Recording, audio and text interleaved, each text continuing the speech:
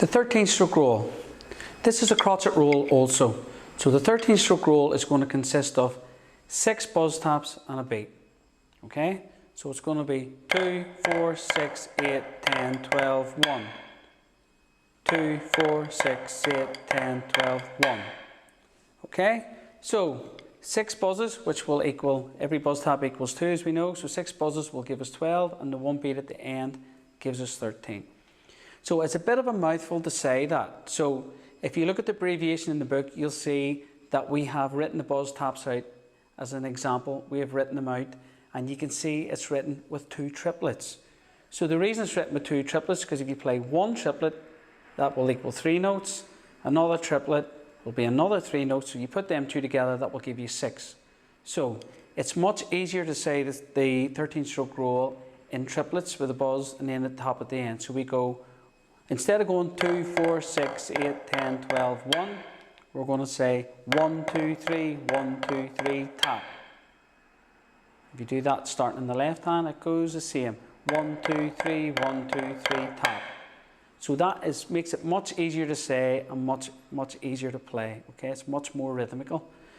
So if you look at the exercise, you can see we have 4 semi-quiver notes after the buzz taps. Like the 9-stroke roll, this is just a little add-on to make the exercise more interesting and helping your development of playing beats along with your rolls.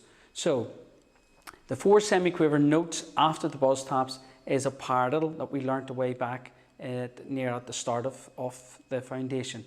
So the paradiddle is the bit that goes par-a-diddle, which is right, left, right, right. If it's on the left hand, it's left, right, left, left. So we're going to play it by saying the polyrhythm.